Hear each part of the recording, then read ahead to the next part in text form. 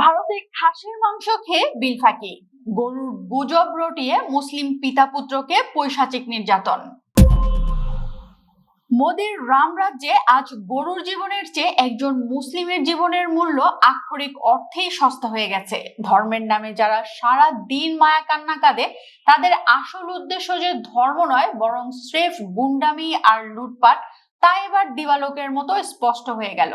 হোটেলে বসে আয়েশ করে খাসির মাংস খেয়ে বিল ফাঁকি দিতে গরুর মাংস বিক্রির ডাহা মিথ্যা গুজব রটিয়ে এক অসহায় মুসলিম বাবা ও তার নাবালক ছেলেকে পশুর মতো পিটিয়েছে হিন্দুত্ববাদী জঙ্গিরা। বিহারের পূর্ণিয়া জেলায় ঘটা এই পৈশাচিক ও মধ্যযুগীয় বর্বরতার ভিডিও সোশ্যাল মিডিয়ায় ভাইরাল হতেই পুরো বিশ্ব আজ স্তব্ধ হয়ে গেছে। গত 14 জুন পূর্ণিয়ার গোকুলপুর এলাকায় মোহাম্মদ তাজামুলের হোটেলে খেতে আসে 5 উগ্র হিন্দুত্ববাদী। তারা আয়েশ করে খাসির মাংস ও ভাত খায়, কিন্তু খাওয়া শেষে অসহায় হোটেল মালিক যখন তাদের কাছে বিলের টাকা চান, তখনই শুরু হয় আসল নাটক। টাকা না দেওয়ার ফোন দিয়েটে তারা পকেট থেকে মোবাইল বের করে ভিডিও করা শুরু করে এবং চিৎকার করে মিথ্যা গুজব রটায় যে এই হোটেলে নাকি গরুর মাংস বিক্রি হচ্ছে। স্থানীয় উগ্রপন্থী নেতা অভিজিৎ কুমার যাদবের নেতৃত্বে মুহূর্তের মধ্যেই সেখানে জড়ো হয় একদল গেরুয়াধারী উন্মত্ত জনতা। সামাজিক যোগাযোগ মাধ্যমে ছড়িয়ে পড়া ভিডিওটি দেখলে যে কোনো সুস্থ মানুষের রক্ত হিম হয়ে যাবে।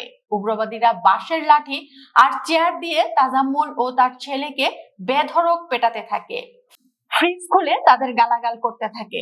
সবচেয়ে হৃদয় বিদারক দৃশ্যটি হলো মারধরের এক পর্যায়ে রক্তাক্ত বাবা ও ছেলেকে জনসমক্ষে কান ধরে ওঠবোস করতে বাধ্য করা হয়। বাঁচার জন্য ওই অসহায় মুসলিম বাবা হামলাকারীদের পা ধরে হাউমাউ করে কাঁদতে থাকেন। সেখানে উপস্থিত তাদের আরেক ছোট শিশুর সাথেও পৈশাচিক দুর্ব্যবহার করা হয়। এই ভীতিকর পরিস্থিতির পর চরম আতঙ্কে রাতের অন্ধকারে সপরিবারে এলাকা ছেড়ে পালাতে বাধ্য হন তাজাম্মুল।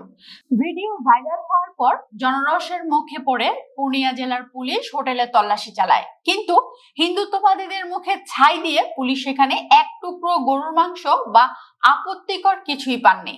গত 17 জুন এক আনুষ্ঠানিক বিবৃতিতে পুলিশ স্পষ্ট জানিয়ে দিয়েছে, সামাজিক যোগাযোগ মাধ্যমে গরুর মাংস বিক্রির দাবি সম্পূর্ণ বিভ্রান্তিকর, মিথ্যা ও উস্কানিমূলক। পুলিশ মূল হোতা অভিজিৎ কুমার যাদব সহ 3 জনের নাম উল্লেখ করে এবং অজ্ঞাত আরো কয়েকজনের বিরুদ্ধে এফআইআর দায়ের করেছে।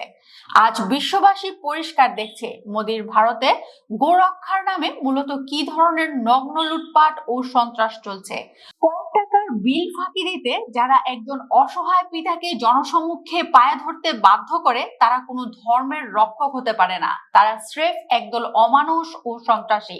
এই পৈশাচিক বর্বরতা প্রমাণ করে দিল, হিন্দুত্ববাদের এই বিষবাষ্প একদিন ভারতের সমাজ ব্যবস্থাকেই ভেতর থেকে পুড়িয়ে ছাই করে দেবে।